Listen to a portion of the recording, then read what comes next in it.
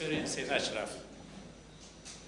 So this is why I faced a number of questions that I think it's necessary to clarify to you today.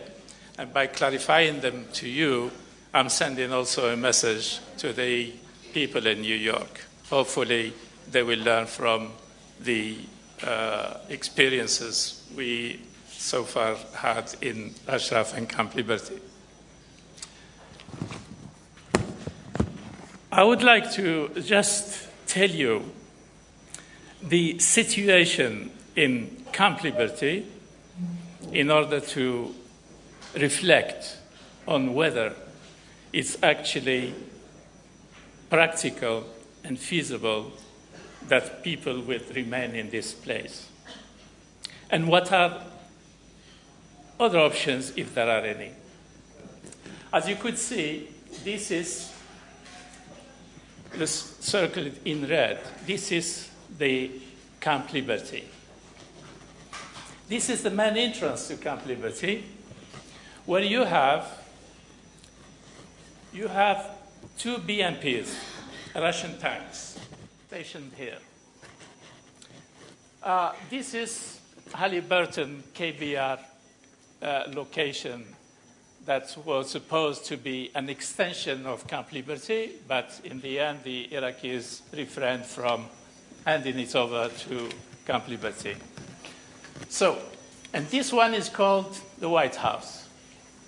The White House is the location where the UNHCR undertakes interviews with the Ashrafis. Further down here, it's the base of the Rapid Intervention Forces, just right here. So when we pass through the White House, we leave on our left the base of the Rapid Intervention Forces. And behind it, there is the Academy for the Police Forces. And the whole area is high security zone. Just to explain that there is no way for even the United Nations to take a needle with it into Camp Liberty without being detected. But the whole compound, as you see it, is extremely vulnerable to attacks, particularly, as you all know, the police forces and the army, the Iraqi army, are not homogeneous. There are complex situations within the police force and within the army. And having this setup, the Ashrafis are planned, or the Prime Minister's office, I would say, has planned, and they use the word, by all means, these people have to be taken out of the country. Now, what is the situation, security situation, if there is no way, there is no exit for these people? And yet, this compound is extremely vulnerable to attacks. Attacks from all quarters. And it's very easy to launch from here a mortar. And when a mortar explodes inside the camp, you could see the location where it's so tied together. When the mortar explodes, people have no shelter. I should remind that in UNAMI compound, there is a number of what we call safe haven. So the minute anything happened, people jump into the safe havens for cover. They take cover immediately. In this kind of setting, there is no way to take cover. The buildings or the containers, they're soft-skinned, so they're not a safe haven. There is nowhere else where to take safe haven. So any attack will cause serious damage. But are we going to say this situation is going to accommodate these people as a temporary location? In French, we say, c'est le temporaire qui dure, et ça va durer. It will last, this situation will last, because I started before even the relocation to survey how many people we could take out of Iraq. I did survey face-to-face with those decision makers in Baghdad, the embassies. Each embassy in Baghdad, I asked them, with the list in my hands, how many people can you take? And I could give you figures. The United States of America are not prepared to take more than 6 people. 2 of them have already left. So there are 4 left that could be taken, provided they sign at the airport that when they arrive to America, they will be arrested.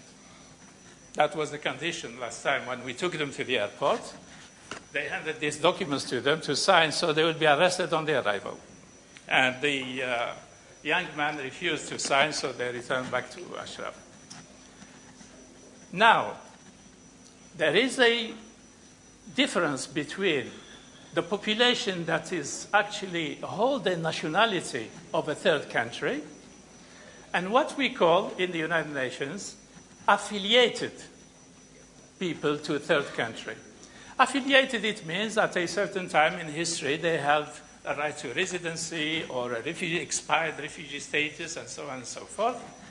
We have about 900 people of this sort. And I faced the diplomats in Baghdad telling them, are these people eligible to be repatriated or to be resettled? Not a single embassy is willing to take a single person among what we call affiliated. So, with some exaggeration, I would say, if I put figures together, there will be no resettlement in third countries more than few nationals. And those few nationals, most of them have already left. So now we are faced with a situation that everybody among the embassies in Baghdad think that they advance some kind of wishful thinking, that there will be a solution, but no one is prepared to contribute effectively to such a solution. When I asked the Swedes, how many can you take to Sweden? None. The Dutch, how many? None. The Germans, we know that we have nearly 400 affiliated to Germany. And even Mr. Kobler admitted they speak German better than he does.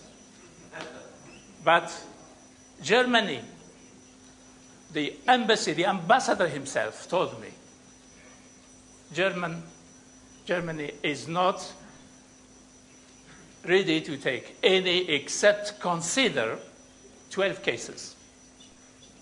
12 cases. Not to be taken to Germany, to be considered. And I said, to be considered for what? They're nationals. They said, no, there are some difficulties with the immigration laws, and we have to actually, whatever decision will be taken will be done through the judicial process. France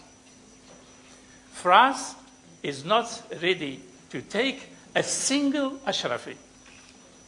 That is the French embassy. I called them, sat with them, discussed it at length. They're not prepared to accommodate a single case. Who else? Britain. They claim that we don't have nationals. There are 62 associated or affiliated. Britain is not ready to take any. Now, what is the solution then? The Iraqis are saying we will get them out by all means. And you see the consequences. We have to take them seriously. They will use all means. Meaning what? There will be more killing. And why is that? The Iraqi government will try to force the hands of the international community to accommodate them. The international community is saying, no, we will not. The Iraqis will hit again. They will kill again to force the hands of the international community to do something. And nobody is prepared to do anything. And the country that has the first responsibility vis-à-vis the Ashrafis is the country that granted them the protected person status under the Fourth Geneva Convention, which is the United States. Is the United States prepared to give the example and accommodate these people? No, they are not. So what is the solution? Are we going to keep them in Camp Liberty to be exposed to a real danger? What are the other solutions in Iraq? Solution is Camp Ashraf. In Camp Ashraf, there are safe havens in Camp Ashraf. There are less density of the population in Camp Ashraf. 36 kilometers square is not to be compared with half a kilometer square. So therefore, a return to Ashraf, while a solution is being sought, while we are searching for a solution, for the safety and security of the people, give them a safe haven. Camp Liberty has been proven now. It's not safe haven. It's a killing zone.